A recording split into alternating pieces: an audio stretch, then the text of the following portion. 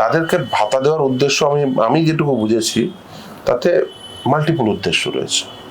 তার কারণ এদেরকে কিন্তু টাকা ফেরত দিতে বলেছিল কলকাতা হাইকোর্ট 12% সুদের হারে। আচ্ছা।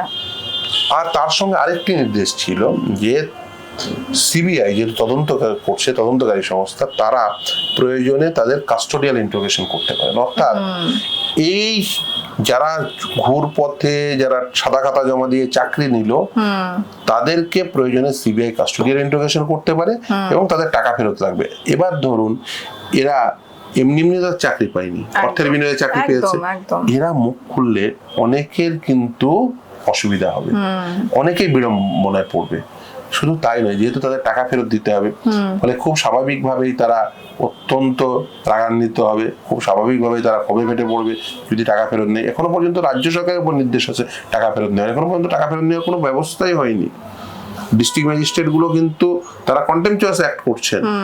ডিস্ট্রিক্ট ম্যাজিস্ট্রেট গুলোর উচিত ল্যান্ড রেভিনিউ হিসেবে সেগুলোকে কালেক্ট করা, এখনো পর্যন্ত একটি ডিস্ট্রিক্ট ম্যাজিস্ট্রেটও করেননি। ফলে সেগুলো কিন্তু অত্যন্ত বাজে হচ্ছে, এর ফল কিন্তু ভুগতে হবে।